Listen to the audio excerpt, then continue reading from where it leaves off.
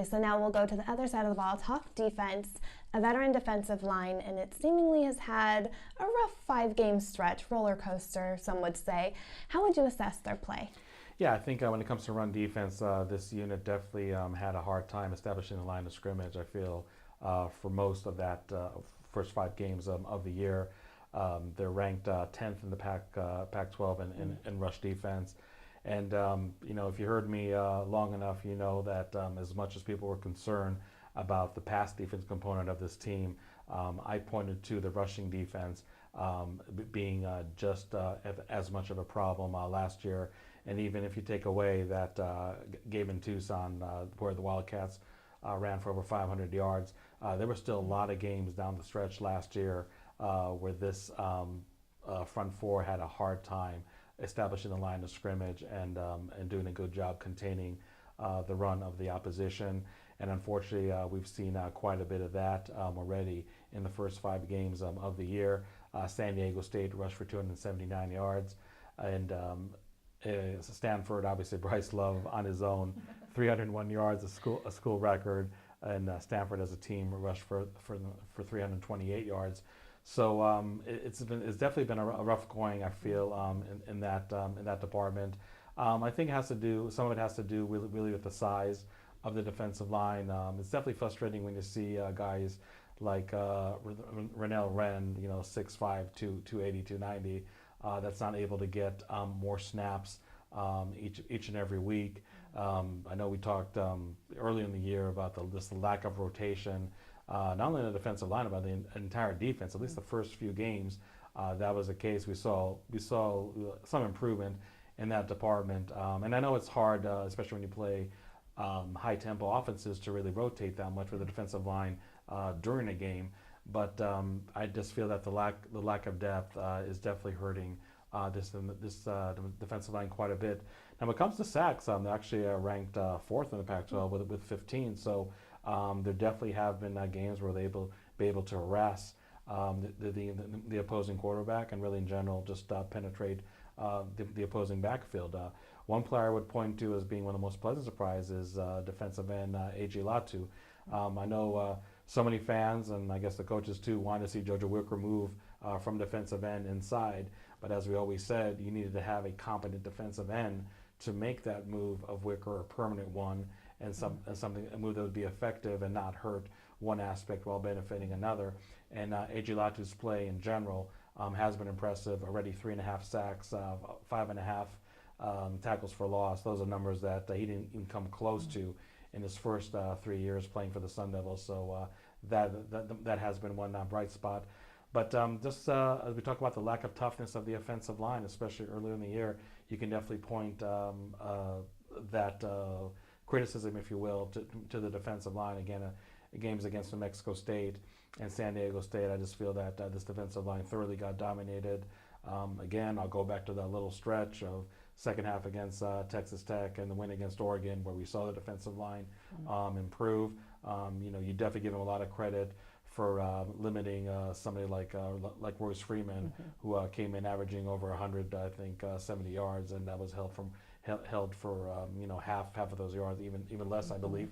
So those are definitely some bright spots. But here we are talking after 3 days after the loss to Stanford, where Bryce Love dominated and then some against ASU. So that's maybe like the lasting thought that you have in your head in terms of defensive line and run defense as you go into the bye week. So. It's definitely a unit that, like you said, has some experience. I'd like him to play as an experienced unit. I feel that lack of rotation and being undersized has hurt them in the past. Probably is going to hurt them in the future. But at least we saw some flashes of brilliance from this group, and it'll be interesting to see if they can just be more consistent with the level of play the rest of the year. So. I mean, when you're 2 and 3, there's a lot of groups, a lot of players that you can say have been inconsistent, and the defensive line as a whole is obviously no exception. Now, much has been expected from the linebackers in 2017. Has Christian Sam and DJ Calhoun lived up to your expectation, and how has Devilbacker performed? Yeah, well, I'll answer the second question first. The Devilbacker, Karan Crump, another guy just like DJ Calhoun and Christian Sam, came in with a lot of high expectations, and I felt that he delivered really right off the bat. I mean, he said that he wanted to average 2 sacks each and every game. That's exactly what he did against New Mexico State and San Diego State. Again, not great games for the defense as a whole, but in terms of his individual production, he definitely delivered. That season-ending injury against Texas Tech is something that I believe ASU is not going to be able to recover from when it comes to filling in for the devil backer position. You have Abe Thompson, who was a walk-on up until a few weeks ago, filling in there, and J.J. Wilson, who we talked about, making the move from tight end to devil backer. A little too early to really assess how effective they are in that role. But, you know, if you're an ASU fan long enough, you know that ever since Carl Bradford left early for the NFL, that position has absolutely been cursed, whether it's injuries, whether it's suspensions. It's just been almost impossible to find a replacement for Carl Bradford. And unfortunately, here we are in 2017, really singing the same song that we've been singing for the last few years. DJ Calhoun and Christian Sam, I think, are really doing a good job. I know that ASU fans really complain in years past that safeties like Jordan Simone, for example, were the leading tackler on the team. Well, that's nowhere the case right now, because DJ Calhoun and Christian Sam, respectively, are number 2 and number 3 in the Pac-12 in total tackles. So your linebackers are making the tackles, and that's what you like to see normally. Now, when you talk about the run defense issues, obviously that's one reason that they're getting the majority of the tackles to begin with. And in all honesty, I mean, when you talk about run defense shortcomings, you definitely have to throw those 2 guys into the mix as far as not always consistently playing well. But I felt like, in coverage, especially DJ Calhoun, that's an aspect that I feel that both linebackers are playing very, very well. When you talk about lack of rotation, while I feel that there's maybe some bodies to play with in the defensive line, there really isn't a lot of bodies at all to play a linebacker. I mean, there's definitely a drop-off from DJ Calhoun and Christian Sam to the reserves. So now you're talking about fatigue setting in late third quarter into the fourth quarter, and that can definitely affect the play of those players. But I think as a whole, I mean, they have been pretty solid. Again, run defense issues, they're definitely part of it. Some games are better than others. Again, when you're 2 and 3, that just comes with the territory. But I wouldn't call linebackers a weak spot on this defense or on this team as a whole. I think those guys have played well, and you have to be impressed with the number of tackles that they're able to rack. Because again, when you start having your safeties being the tackle leaders rather than your linebackers, that can point to a much larger issue. And again, that happened in years past. We're not seeing it this year. I think that's something positive to work on. But on the other hand, if they're making a lot of tackles, that means that a lot of those opposing running backs are getting through the first line of defense way too easily. And that's something the ASU definitely wants to prevent from here on out. Okay, Hod, so I feel like we're always talking about the secondary, all the question marks, and no group entered this season with more question marks than secondary due to its inexperience and coming off back-to-back rough years, 2015, 2016. Have we seen any improvement? Well, I mean, the bad news is that ASU, not quite at the mid-season mark, finds itself at the same place it finished 2016, and that's last in the Pac-12 in passing defense and yards allowed. On the other hand, if you're looking for some kind of silver lining, instead of being dead last among FBS teams, it's number 120. So not too far from the cellar, but still not at the cellar. I was expecting modest improvement. I was expecting a little more improvement than being 120 after 5 games, and that's in part playing an absolutely explosive offense like Texas Tech. I mean, it's the top 5 in the country, where they had, I believe, 540 plus passing yards. But on the other hand, I think to have in the season opener 398 passing yards given up to New Mexico State, that's something I don't think a lot of folks expected, and you really kind of felt, oh no, here we go again with deficiencies at the pass defense. But to their credit, I mean, just in between, I think actually they didn't play all that bad at all. It's just have those numbers in those 2 games. I think that's really skew everything. Now, obviously, when you play a team like San Diego State, who was more than happy to run the ball on you, it's really easy for the secondary to have a banner day and to face a quarterback that's going to have less than 100 yards passing. But even the quarterback for Oregon, Justin Herbert, didn't have a huge game. I felt against the secondary, but passed for I think 280 some yards. Had three passing touchdowns, but it wasn't a game where you saw the secondary just getting stomped on, left and right, as we've seen so many times in 2016. And against a team like Stanford, I felt that their passing game might have been the best it's been all year. But obviously, when you look at the stats of that game, it was all about what the opponent did to ASU on the ground rather than in the air. But I just feel that the missed tackles and taking bad angles to the ball have been less of an issue this year. Part of me feels funny talking about that again just 3 days after the Stanford game, where we actually saw that quite a bit. But again, we're talking the body of work of 5 games, near the midseason mark, and I don't think there has been that much of an issue with the secondary. So that's something I think that you can look at a positive. Chase Lucas, kind of a little his own personal roller coaster. He actually ended spring practice as a starting quarterback, but all throughout fall camp was regulated to the second team. Sometimes wasn't even on the second team, as cornerback Joey Bryant, the junior college transfer and former track athlete, was occupying Lucas's spot. But Joey Bryant did suffer a season-ending injury, and that helped Chase Lucas ascend to the position he is right now. And Todd Graham has really been singing his praises for the last few weeks. But when you look at the other corner, Kobe Williams, another junior college transfer, I felt that he's been okay. I think just with his lack of size, it's really going to be an ongoing battle for him with week in and week out against more physical wide receivers. But overall, I think that under the circumstances, I think the cornerbacks and the safeties, have been playing relatively well. Chad Adams, I felt, had some rough games here and there at field safety. DeMonte King, another junior college transfer, who defensive coordinator Phil Bennett seemed to be chomping at the bit to get him involved as he recovered from injury. And once he played, I think he's playing fairly well.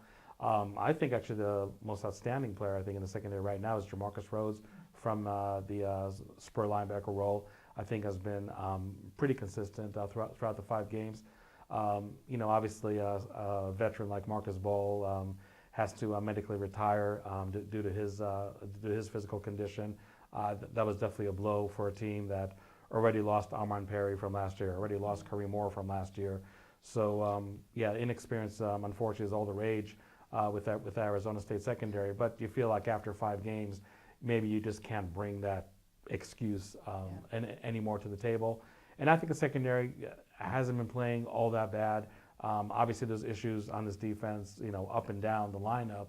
But I just feel that as much as a glaring deficiency as the passing defense was last year, I don't know if you can really characterize 2017 as being in the same vein. But again, I just feel that the run defense has had some major issues, and maybe the back end of that phenomenon, if you will, is that the passing defense isn't getting as scrutinized as it was last year. So you're seeing some glimmers of hope here and there. You like to think that they're not going to face any explosive passing offenses from here on out. Maybe except UCLA and Josh Rosen next month. But I think that you're seeing maybe a steady growth, but you definitely like to see it also manifest itself on the stat sheet, because being last again in the Pac-12 almost midway through the season in passing yards allowed is something that if you're an ASU fan and even an ASU coach, you definitely don't want to see. You want to see some kind of progress. Maybe baby steps with this group, but I think it's not out of the realm of possibility that when we were here talking about the season end, that maybe this group won't be last in the conference in that dreaded category. Now we do have one more position to talk about, that is special teams. Now Brandon Ruiz did have some big shoes to fill. But Brandon Ruiz, take it away. With Brandon Ruiz obviously having to replace not only Lou Groza Award winner Zane Gonzalez, but a Lou Groza Award that broke numerous NCAA kicking records. So huge shoes to fill, and I think has been doing a pretty good job. Already won Special Teams Player of the Week of the Pac-12 for his game-winning field goal against Oregon. But obviously, when you talk about kickers, it's not only about field goals. And Brandon Ruiz is 6 of 9. I mean, it's an okay percentage, but when you keep in mind there's a true freshman, I mean, I think that stat actually looks much better than it appears. But the touchback percentage has been amazing. And what I always have about Brandon Ruiz is that Zane Gonzalez was a pretty good built kicker. Brandon Ruiz, he really looks like the old school kicker where you're just like somebody just walked off the street and just started kicking field goals and kickoffs. But even though he's not physically imposing compared to Zane Gonzalez in comparison, he is 4th in the country in touchback percentage, and that obviously does wonders for your kickoff coverage. Does really instills a lot of confidence in your defense when it comes to field position. So that to me is maybe even the more impressive aspect of Brandon Ruiz. But a lot of recruiting services saw him as the top kicker in the country in his recruiting class. So if you talk about another player that came as advertised and delivered, Brandon Ruiz definitely fits that bill. So when you look at punter Michael Steve Dalton, he's somebody that did actually perform really well in spring practice and fall camp. And one of his calling cards was the fact that he actually can kick with both legs. I guess maybe there was some kind of fallacy that can kick as effective with both legs, because he did suffer a muscle pull in his right dominant leg, and when he was regulated 2 games to kick with his left leg, we definitely saw his punting quality go down, and that was definitely unfortunate, especially for a newcomer that is trying to gain confidence, playing his first few games at the Division I level in the Pac-12 conference. So he's definitely somebody that hasn't performed as well as we expected him to. But you just hope that with a bye week, he is healthier, gaining more confidence, and can really be a threat. You talk about Brandon Ruiz filling big shoes of Zane Gonzalez. People forget, that Matt Hawk was an absolutely excellent punter for Arizona State. So I feel Michael Steve Dalton himself has some pretty big shoes to fill. Again, did have some struggles as a newcomer, and a newcomer that's injured. That's always a bad combination. But I feel he's somebody that can definitely improve down the stretch for the Sun Devils. When you look at the rest of the aspects of the special teams, I feel that Kalen Balage's kickoff returner has been okay. Just like Brandon Ruiz kicking a lot of touchbacks, a lot of opponents are kicking touchbacks too. So Kalen Balage isn't able to showcase his kickoff return abilities on a consistent basis. But I mean, when he's out there, he's been okay. I think a huge problem, and probably isn't talked about enough, is the punt returner at Arizona State. It's been an absolute revolving door. Jacob Brimhall, Ryan Newsom, Chase Lucas, back to Ryan Newsom. Ryan Newsom already muffed a punt. Ryan Newsom had negative 2 yards punt return against Stanford. And another punt return where he actually did return for 0 yards way deep in Arizona State's territory. That's something that really has to be addressed in the bye week. I just find it absolutely ludicrous that Arizona State cannot find a competent punt returner again this deep into the season. And that's something that has been a problem, and will continue to be a problem if it really cannot be addressed.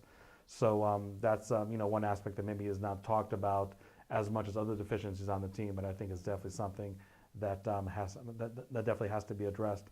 But overall, special teams, you expected this group really to take a step back when you have a Lou Groza Award, Zane Gonzalez, and an excellent punter like Matt Hawk leaving. And unfortunately, when you talk about things coming as advertised, I felt that in some sense that did come as advertised, maybe more with punter rather than kicker, because again, Brandon Ruiz as a true freshman is performing really well.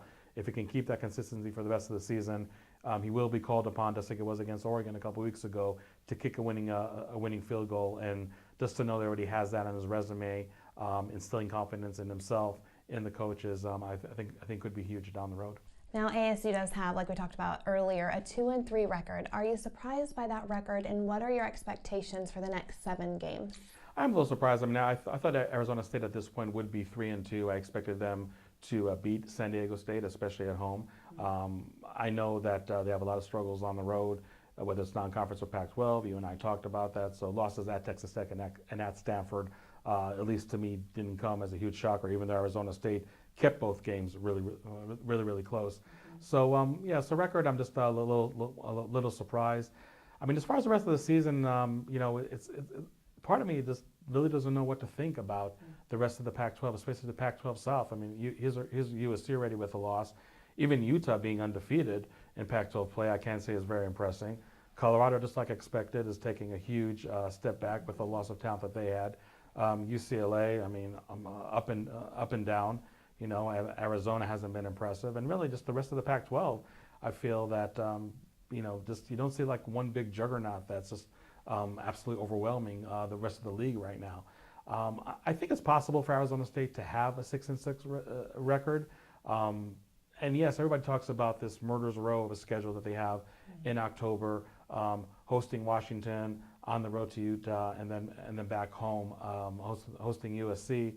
But again, I just don't feel like any of those teams is just absolutely dominating up until now. And and a lot of pundits will tell you that after 4 or 5 weeks of play, you are what you are. And I just feel that from what we saw from those three teams in specific, I mean, I won't be surprised if ASU can pull an upset or two, during that stretch.